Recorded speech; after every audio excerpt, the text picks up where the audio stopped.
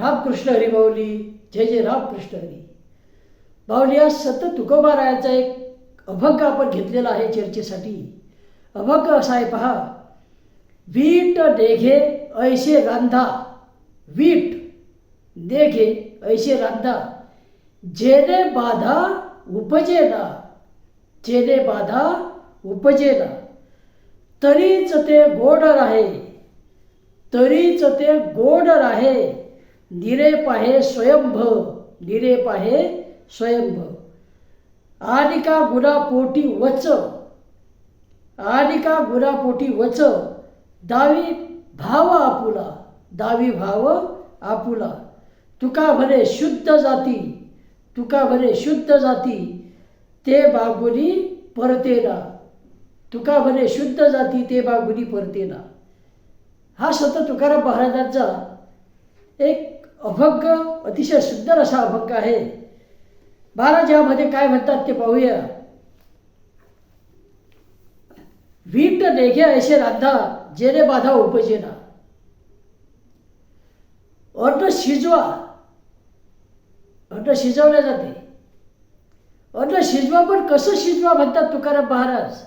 अन्न असं शिजवा की त्यामुळे कोणालाही बाधा पोचणार नाही, कोणताही रोग होणार नाही. तसंच खाणाऱ्याला कंटाळा सुद्धा येणार नाही. खाणाऱ्याला पोट भरल्याचं समाधान तर लाभेलच, त्याचबरोबर त्याचं आरोग्य सुद्धा उत्तम राहील. असं अन्न शिजवा असं तुकाराम महाराज म्हणतात. उदाहरणार्थ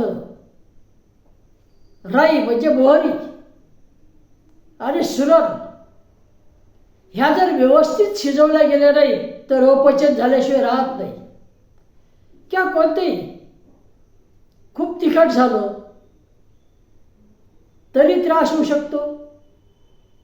प्रमाणाबाहेर मसाले टाकले गेले त्यामुळे त्रास होऊ शकतो. अजिबातच तिखट नसलं, त्यामध्ये मीठ नसलं तर जेवण बरोबर होत नाही, खाण्याचा कंटाळा येतो. जे अन्न कसं पाहिजे शिजवले तर त्याचा मीठ आला नाही पाहिजे, कंटाळा आला नाही पाहिजे खाणाऱ्याला. त्याची चव सुद्धा चांगली असली पाहिजे, चविष्ट असं भोजन असलं पाहिजे. त्याचबरोबर पचनासाठी सुद्धा ते उत्तम असलं पाहिजे, चांगलं पचन त्याचं झालं पाहिजे. आणि शरीराचं पोषण सुद्धा चांगल्या प्रकारे झालं पाहिजे. नाहीतर मग अन्न सेवन केलं आणि पोट बिघडलं, तसं व्हायला नको. हेच तुकाराम महाराजांना म्हणायचं आहे. असं अन्न शिजवा की त्यामुळे बाधा निर्माण होणार नाही खाणाऱ्याला. तसंच त्याचं मन सुद्धा प्रसन्न होईल खात असताना. तरीच ते गोड राहे, निरे राहे स्वयंभू. आणि तरच ते कसं राहणार आहे, अन्न गोड राहील, चवदार राहील, आणि ज्यामुळे आपल्या शरीराचं पोषण होईल, मन सुद्धा प्रसन्न होईल. असं तुकाराम महाराजांना म्हणायचं आहे. म्हणजेच आपलं कर्म असं करा की ते कर्म स्वयंभू आणि शुद्ध असलं पाहिजे, चांगलं कर्म असलं पाहिजे, ज्यामुळे आपलं मन प्रसन्न राहील. हे सुद्धा महाराजांना यामध्ये सांगायचं आहे. पुढे महाराज म्हणतात. आधी का गुणापोटी वच, तावी भाव आपुला. अन्न जे आहे, अन्न जसं आपण ग्रहण करतो तशी भावना निर्माण होते म्हणतात. अन्न हे जर वाईट मार्गाने कमावलेलं असलं तर त्याचा गुण ते काही दिवसांनी दाखवते असं म्हणतात. आणि म्हणूनच जे घरामध्ये अन्न येते ते कष्टानं मिळवलेलं, चांगल्या मार्गानं मिळवलेलं असलं पाहिजे. त्याचबरोबर भाव जो आहे तो भाव सुद्धा शुद्ध असला पाहिजे, चांगला भाव असला पाहिजे. आणि आपण अन्न ग्रहण करतो, मग ते जसं अन्न असेल तसं शिजवलेलं चांगलं पाहिजे, चविष्ट अन्न पाहिजे. आपला भाव सुद्धा त्यामुळे शुद्ध राहतो, आरोग्य चांगलं राहते. आणि आरोग्य चांगलं राहिलं तर मन चांगलं राहते, आणि मन चांगलं असलं तर भाव शुद्ध राहण्यास मदत होते. तुका म्हणे शुद्ध जाती ते बागुनी परतेना. तुकाराम महाराज म्हणतात, जे शुद्ध ज्यांचं अंतःकरण शुद्ध असते, जे परिशुद्ध असतात